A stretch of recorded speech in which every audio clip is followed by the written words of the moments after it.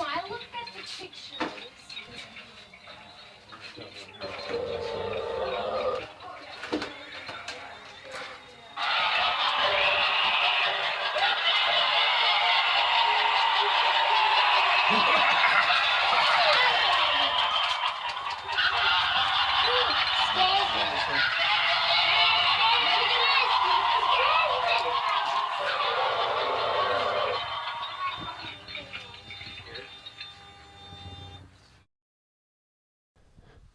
You know, all of life is in your control entirely at every moment. I don't mean that anyone can become a billionaire or play in the NBA. I mean, you can try, but there's nothing stopping you, really nothing at all, from going to the closest Starbucks and swiping the gun off the first cop you see. You see what I mean? The philosophers can sit in their caves thinking themselves to death. Does free will exist? I will show you. No person of action has ever given a single second to such inanities. Watch me.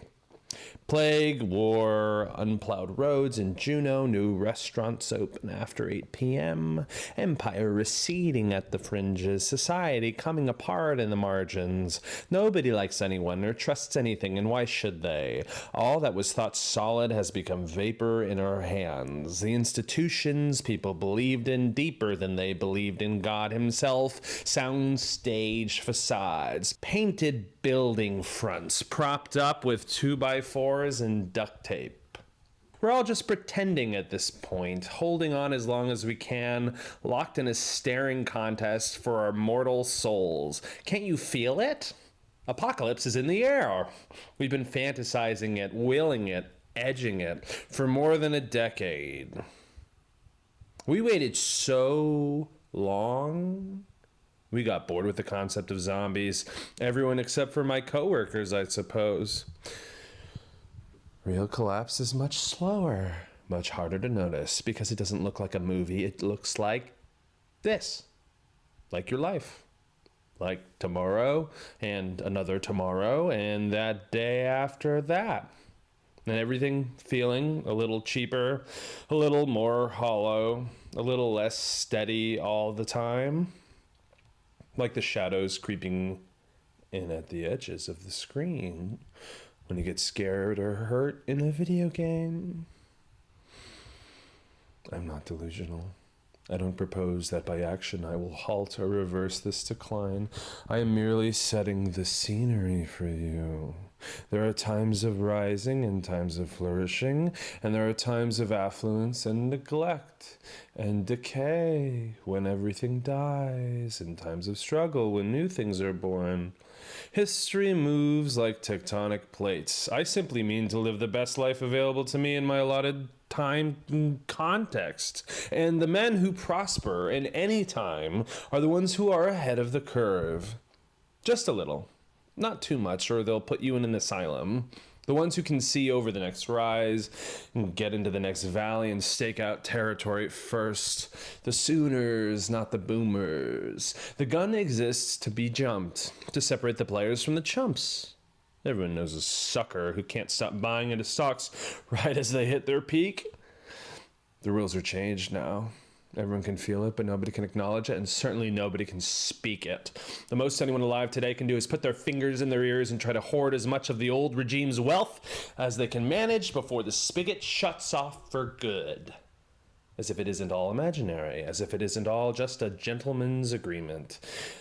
They might as well go to the beach and collect seashells, but it's all they know. It's sad, really. That's all we've got left is gentleman's agreement fictions and bubblegum holding this thing together. The people who recognize the new rules and really recognize them for what they are and not what they were or what they think they are or what they want them to be, and can internalize them fully and come to terms with them and change themselves in accordance, and by themselves, I mean their actions, those people will reap the virgin spoils to be had with this unmapped territory.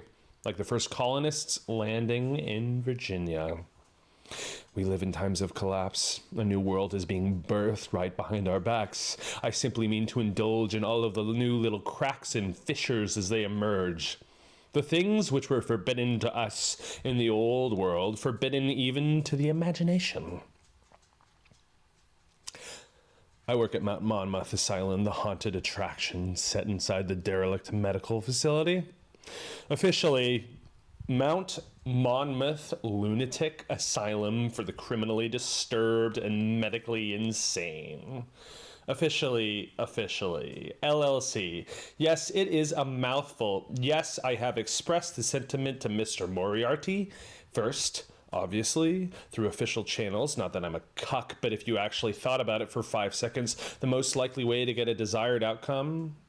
But then, also, I'm a bit red in the face to admit, at the employees' dinner, after several beverages, I just want what is best for that place. I think he can sense that. He's a businessman, same as me.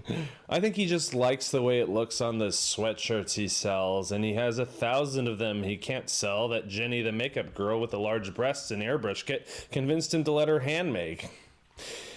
Mr. Moriarty always has the third Saturday in October circled on the calendar. Mount Monmouth's High Homecoming Dance, and the busiest night of the season.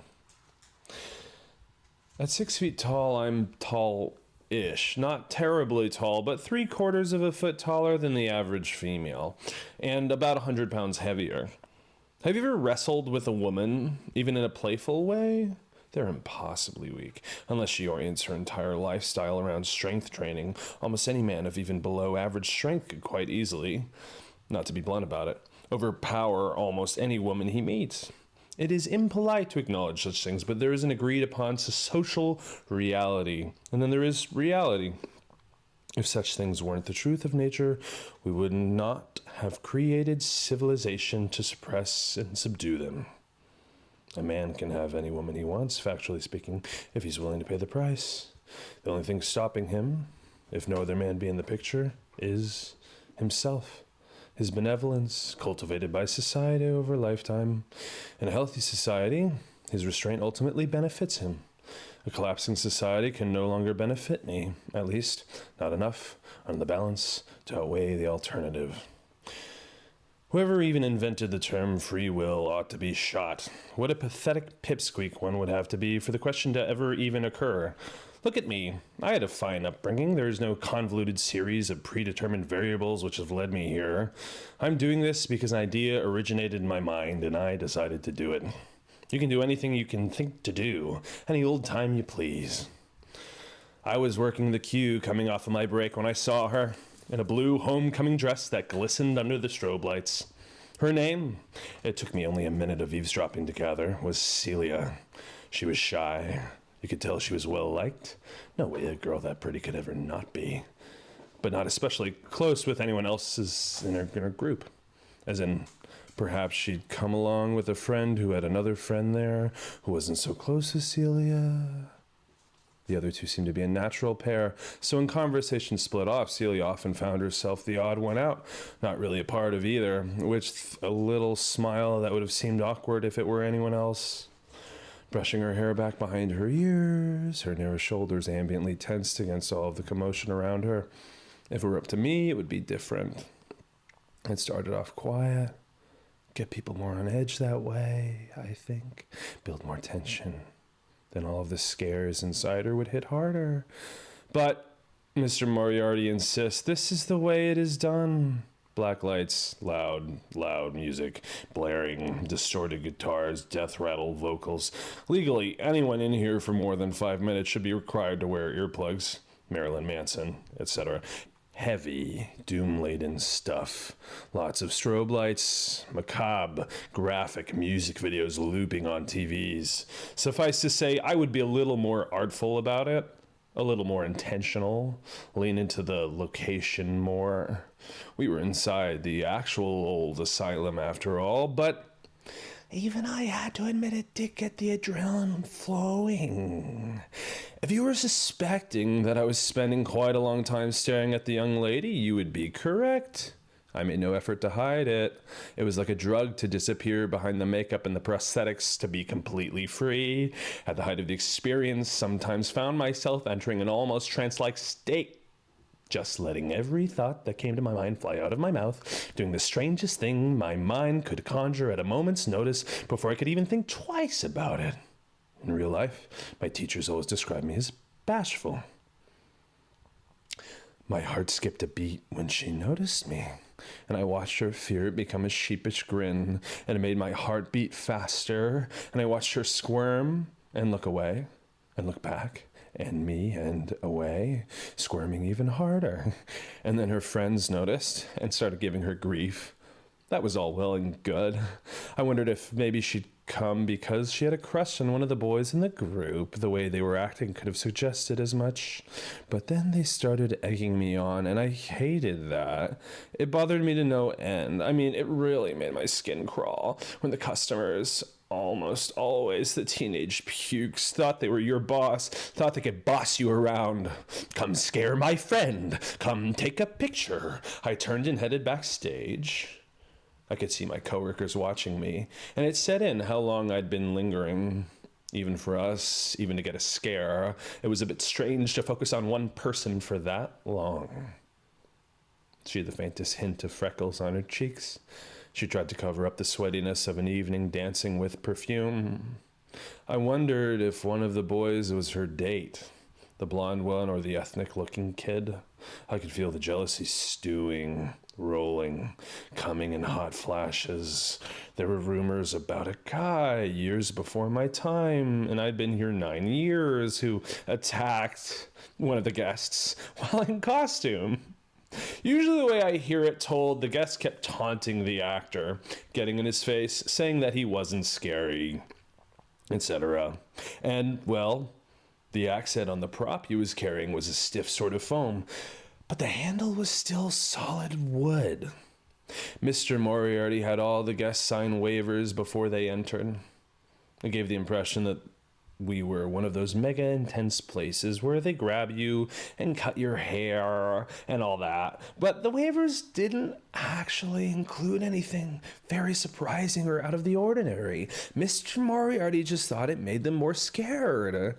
Once I asked what he thought about letting us, or at least some of us, the more mature, longer tenured of the cast, strategically employ a subtle bit of touch and contact with the guests, here and there. Maybe not hair cutting, but, let our creativity guide us as we saw us strategically fit. He half choked on his hoagie and said, "You really think I'd let any of you maniacs lay your hands on the general public? You're crazier than I thought. Shithouse." It was true. I did work with some real weirdos. Mr. M can really pick 'em. Sometimes you got the sense that he viewed the whole endeavor as something of a jobs program for the sort of freaks and margin dwellers who could never really hope to excel with any sort of normal employment. There's the odd, tolerable person, though. Becca's cool. She usually plays a mad lobotomist with a hand drill. She's not 5 feet tall, and people get very uncomfortable when she waves it around down below their waist. Has a pretty easy time sneaking up on folks, too. She was 16 when she started. She's 19 now, attends TCC. She wanted to get some acting experience on her resume, but no movies, film in Kentucky, and the theater bores her to death. She usually works the cue. "Put your best assets out front where people can see," Mr. Moriarty says. "In the dark, you can give them any old thing and they'll leave giggling." But tonight, she was in with the clowns in the killer circus section. She's the type to be friends with everyone, the de facto gravitational center of any conversation involving more than 3 people. I didn't miss her, though. All through makeup and wardrobe, all she talked about was her boyfriend. I was sort of a semi-nepotism case, I can admit. I had never been particularly close with Mr. Moriarty, but he hired me as a favor to my father. Mostly besides the weirds, he hires kids from the local high schools. A lot of awkward stick-haired theater girls, gangly pimple-faced guys. I'm one of the only actors he lets come inside his office. He appreciates having another adult around to commiserate with, one he won't have to remind and or beg to bathe before coming into work. Sometimes his jackass friends come through and he volunteer for a night, and mostly they just end up goofing off and stepping on all of our toes. A UK basketball player stopped by a couple of years ago with a whole news crew following him and everything. They dressed him up in a hillbilly costume and gave him a chainsaw and sprayed a bunch of fake blood on his face. Folks were really terrified of him. I must admit he was good at the gig. And then again, it's not that hard to scare people when you're almost 7 feet tall. On Mr. Moriarty's annual feedback form, I wrote that he needed to take doxing threats more seriously. Tonight, some asshole, probably drunk off his ass, gets in front of me in the medical experiment room, literally prevents me from doing my job. Looney Leno? Holy shit, Looney Leno? It wasn't the first time. It didn't happen often. And hadn't for years. I think the reason I reacted so negatively is that I thought maybe it would never happen again. Oh my God, it's you! Holy shit! Or OTC at a state school in another state. See? What did I say?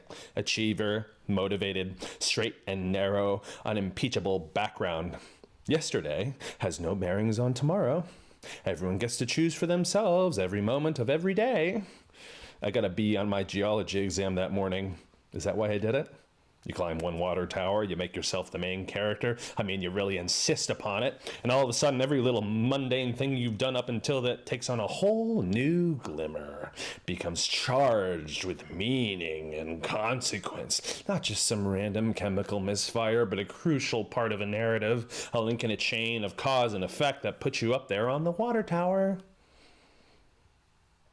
I caught up with Celia in the third room. They weren't looking for me from behind. Celia, I said. All of the girls screamed. I thought one of them might faint. Instantly, my swagger was back. Most of them laughed. But one of them got really angry and started yelling at me about how I'd gone too far, what was wrong with me. One of her guy friends had to drag her away. The blonde one tried acting like a tough guy. Tried, leveling with me. I wish I could have spat on him, his pompous face. I could see him struggling not to keep his lip from trembling.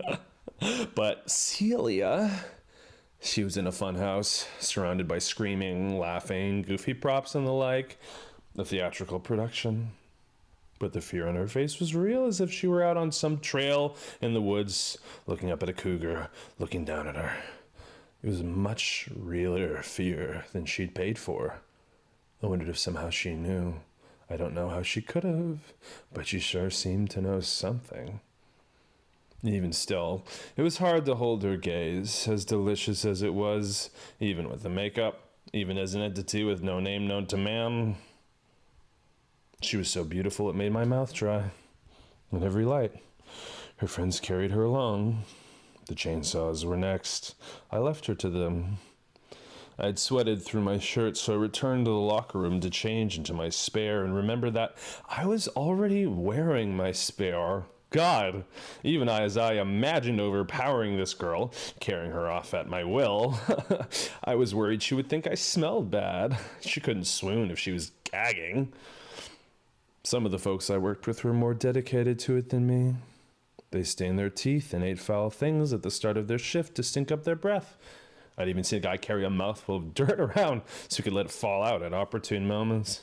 I saw a guy eat from a pile of puke on the ground on a dare, but he was actually crazy.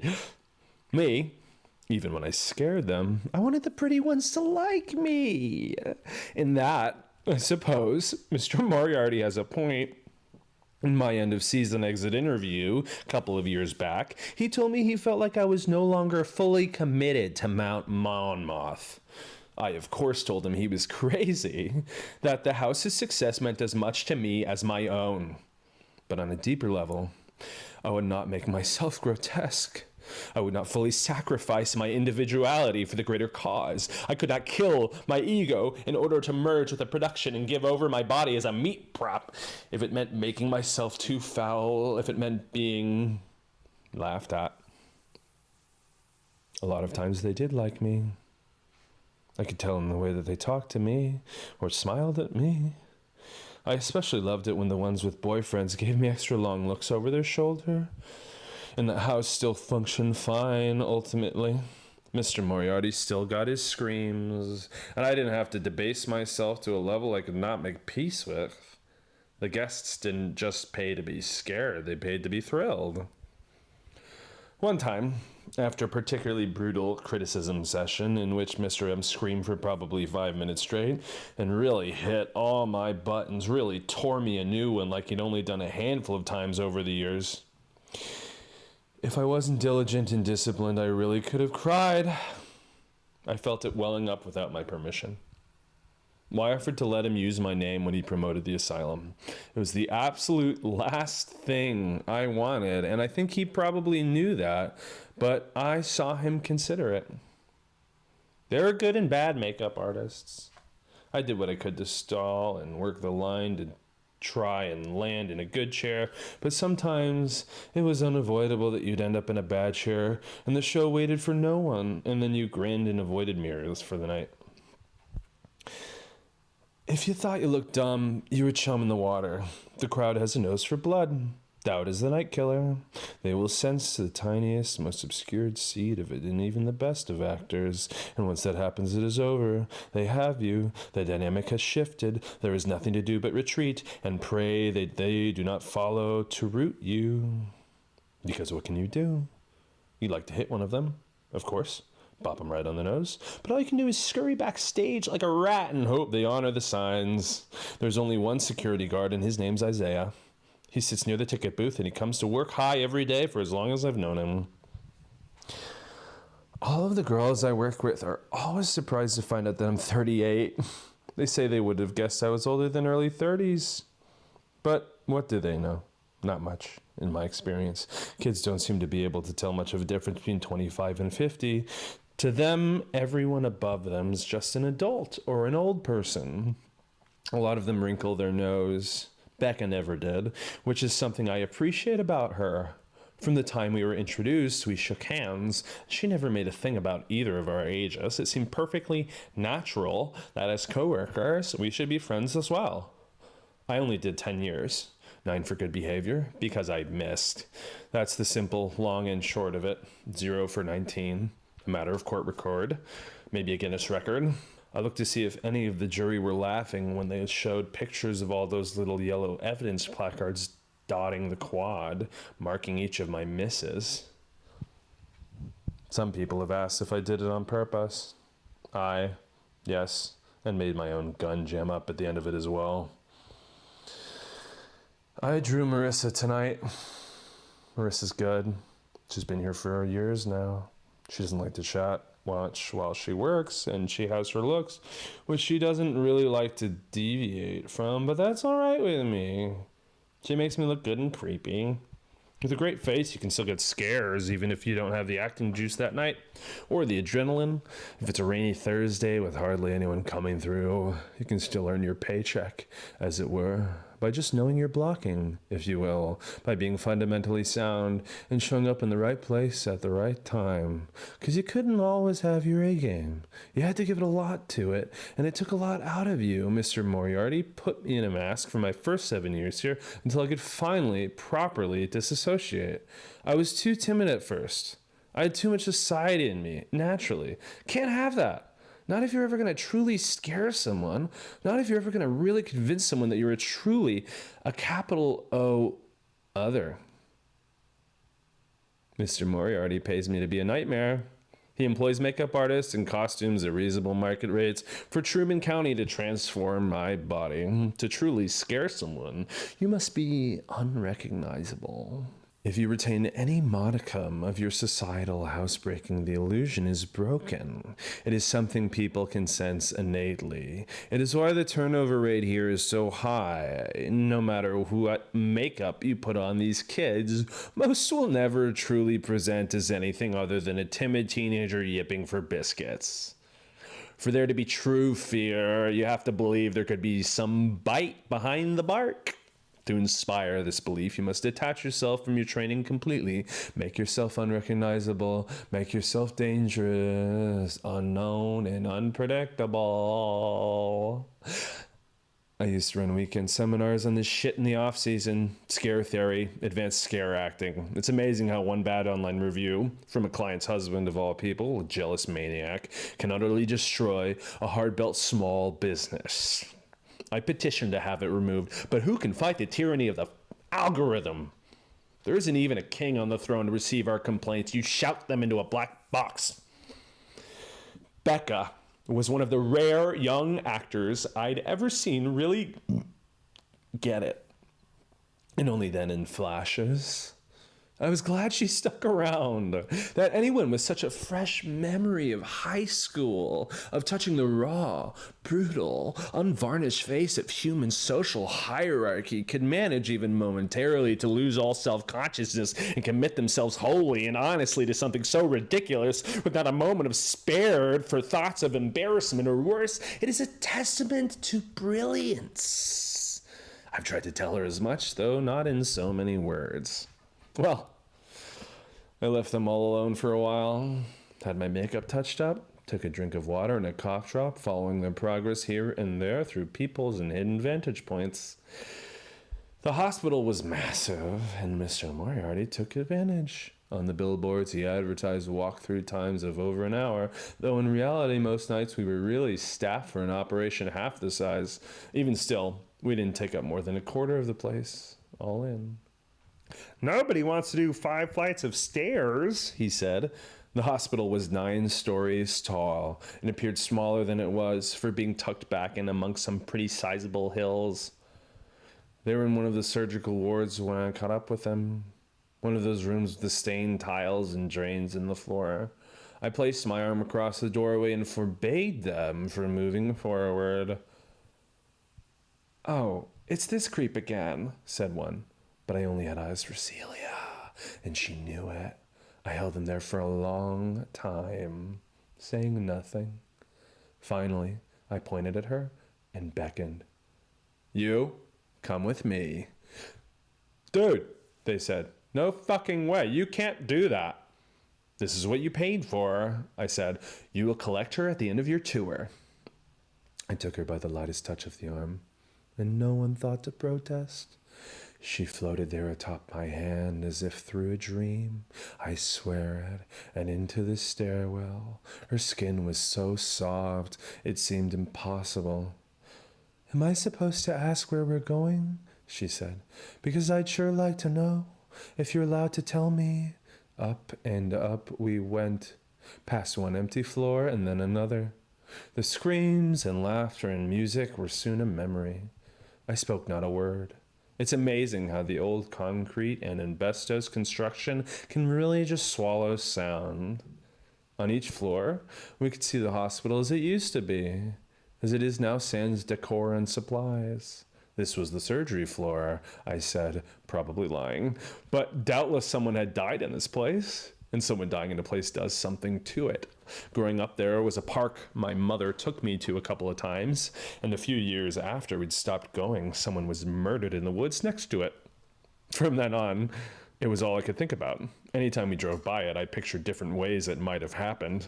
The murder park. Previously, Mr. Moriarty had been set up in an old potato chip factory.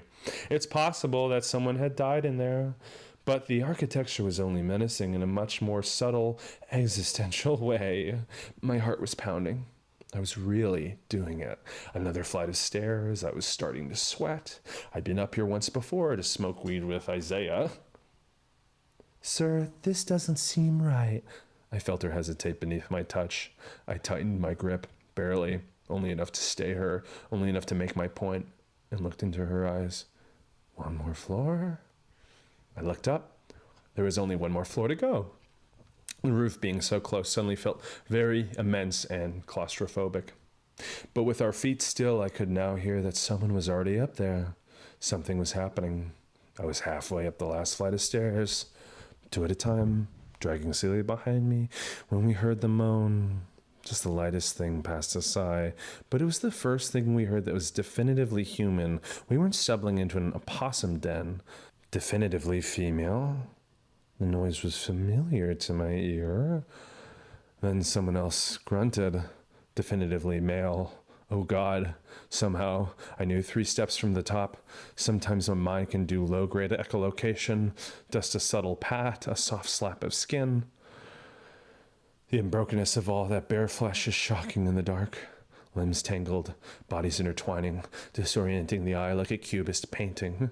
I knew what to expect, and my brain still somehow struggled to interpret the signals it was receiving from my optic nerve. There was something else in the dark on the floor next to them. It was bright red, so bright it was almost glowing, just a fuzzy lump. I could feel Celia squirming under my arm. I couldn't stop staring at it. My face started getting hot from all the thinking. I probably got as red as the wig.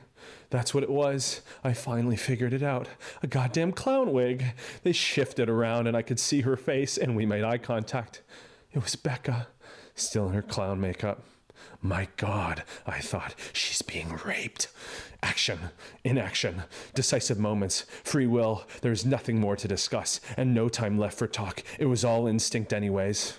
I beat the guy until he was unrecognizable, of course. I mean, till he was puffy and wheezing and saying, "Oh God," and missing a tooth. Blood all down his front. Why do they all have that stupid fucking haircut these days? Becca's pounding me on the back, trying to pull me off. My heart flutters a bit when I feel how hopeless this is for her, but I'm drunk on the action. Yes, I am MySpace friends with Becca and her boyfriend. No, I could not recognize him from behind, in the dark, naked. And in fact, if you check the security tapes from that night, you'll see that he looks exactly like one of the guests who came through, which is who I thought he was. Assaults happen all the time. We actors have to look out for each other. At some point, he passed out. Becca was crying and muttering, "Jesus Christ." It was surreal. A crying clown. Not the hero's reception I was hoping for. Then she moved on to, "What the hell is wrong with you?" Really shrieking, really awful stuff. My heart nearly stopped when I remembered, and I turned around and Celia was gone. I wasn't really going to make her do anything. I wasn't going to make her do anything she didn't want to do. Thrill-seeking, like the guys who ride their bikes up along high, narrow cliffs or jump between tall buildings. To me, that seems suicidal. This is harmless. I just figured out how to get paid for my thrills. Celia, she paid for a thrill. She got one. Did you really think I was going to harm her? Kill her? Good Lord, that's on you. I'm just collecting a paycheck. How much, you ask? $150, lump sum, untaxed when the season is over. Mr. Moriarty is usually good about getting the checks out by Thanksgiving, December at the latest. I took Becca. I had to. My God, the screaming. Even in a house of screams, it was intolerable. I dragged her, gently, lovingly. I took her under the arms, over to the elevator. She was out of her mind. So hysterical, she barely even resisted. I too felt not quite right, like my limbs were operating themselves. It's a bit shocking, frankly, the power that you feel, almost literally coursing through your hands. What am I trying to say? Anyone can make chloroform.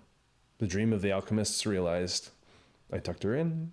The elevator was inoperable, of course, and the car was stuck halfway past the opening, so that you had to crawl to get in through the top half of the door. There were blankets and pillows spread out waiting for her, and some books, a box of crackers, and a glass of water. I thought about putting a candle down there, but I thought better of it. Enclosed spaces and all. According to Mr. Moriarty, all the sprinklers in the building are still up to code. So I shut the security gate and went back to work.